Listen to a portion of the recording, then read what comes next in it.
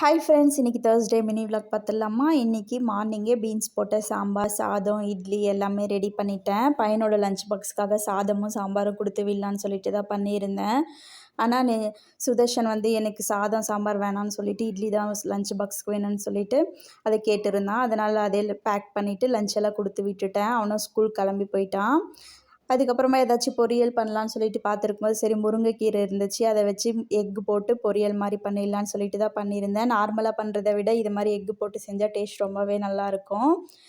School summer holidays விட்டதுலேருந்து எந்த சாரீ குச்சி டிசைனுமே போடல.